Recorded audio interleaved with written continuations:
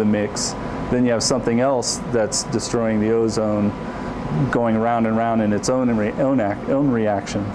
Can your instrumentation measure the amount of chlorine, or? There are people that are doing just that, just measuring the actual chlorine and some of the reactions that occur, like the CLO, and there are people that are trying to figure out exactly what the total chlorine amount is up there at the same time. And how long does that stuff stay up there? That's the problem. Is you don't know. Well, we kind of know. The problem is the CFCs, the refrigerants and things that we started making in the 40s or so, and really started using in the 70s, 60s, and 70s. They have really long lifetimes. And that was why they used them. Right. They don't react. They're non-toxic. They don't burn. All of these sort of things. So, they go out there and they hang around for 100 years or 200 years. That's what the average lifetime of the molecule is. Right. So they get a lot of time to float around, make it up into the stratosphere, and it's not until it gets up there that the UV will break apart, and free up that chlorine. That's kind of the tragedy of having something that's not harmful and putting it into the atmosphere. Here once it gets above. Yeah. It's just nice to get a good surface number, but if we can't, we can't. So might as well send it.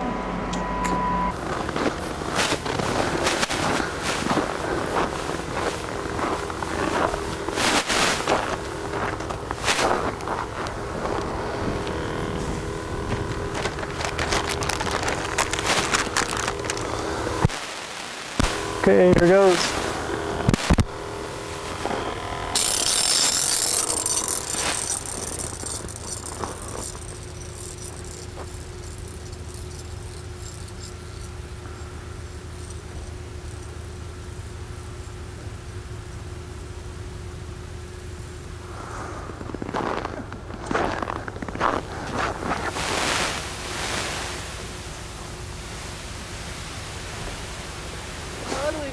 I can hear it, but I can't see it.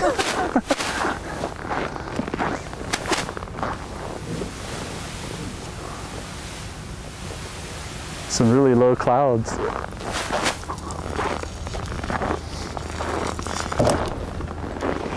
What do we see? Go up about 300 feet? Yeah, I know. That was it. No wonder the plane didn't want to land. 300-foot ceiling. Sort of dive for the deck. Yeah. You can see it. Yeah.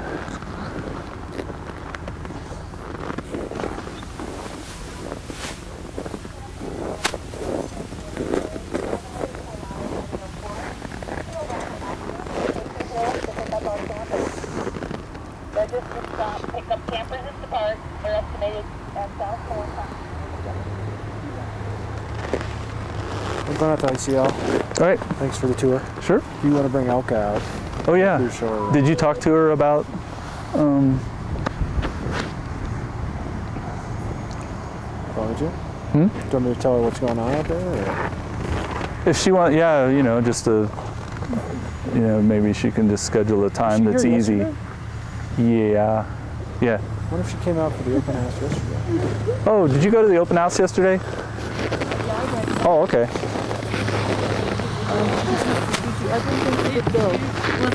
Mostly, we got to do something about this bobsled ride down into the Biff.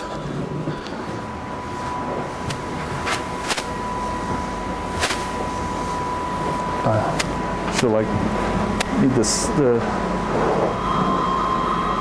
drama of the sound.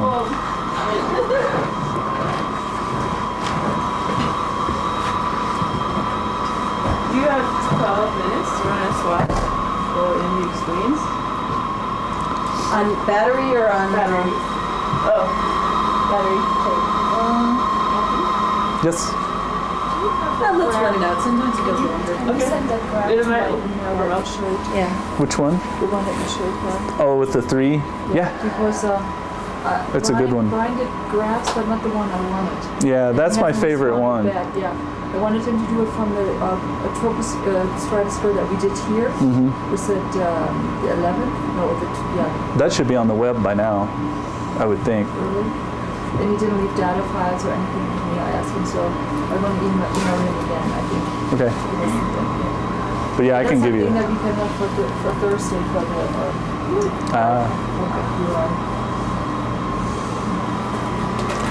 So the sound is the thing, is the radio sound transmitting? Oh. I knew you'd be excited about this one. Okay.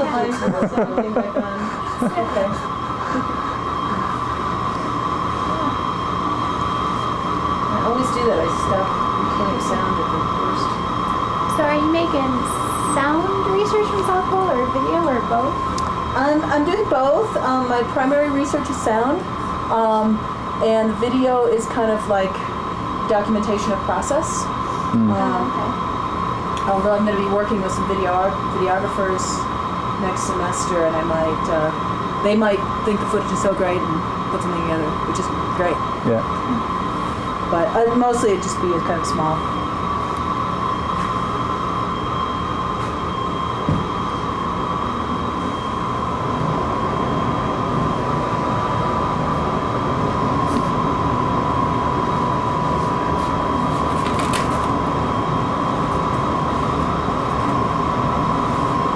So it sounds like that going all the way up and then stops when it pops? Yeah, so we have an antenna on the roof, that little radio sound is transmitting this data, and then so it comes out on the radio. Then we just go out up there to a modem.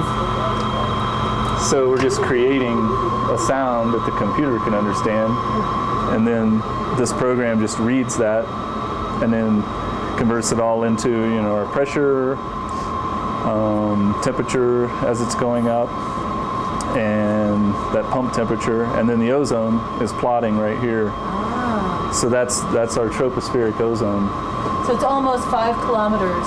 Yeah, well, we started at 29 or 2.9, sorry. Oh, right. So then we can go through. So here's your temperature. But the problem with this program is that when we let it go, it takes it about a minute, and then it detects the launch, and then it switches over into this. So we're at about what is the temperature? Minus 30? 27. So you would have seen it get warmer and then start getting colder. So it's really starting to get... Oh, okay. So what this does as it goes up is it gets colder, then it'll start getting warmer. Does the amount of ozone affect the temperature? That's a good debate. If you get rid of the ozone, you're getting rid of something that will absorb sunlight, right? It will absorb UV. So you are going to change something. There's not much ozone up there, really. Right. And nobody knows from the 70s what the temperatures were. Did they measure temperature back then? Oh, I'm sure they were measuring everything. Yeah. Balloons. Oh, right. And, yeah, those radio sondes have been going up since they invented the balloon, I think. Cool. You know that book that we gave you? Yeah. It's at about in the 20s they started to use In the 20s? The late 20s, early 30s. I was thinking about them sending a balloon up with a mercury thermometer or something.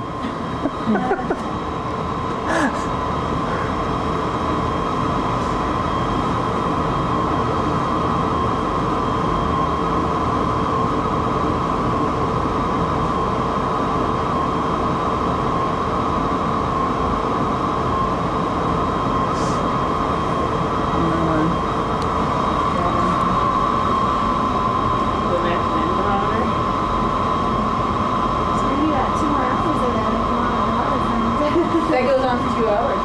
Wow. We can fix it, though. Uh-huh.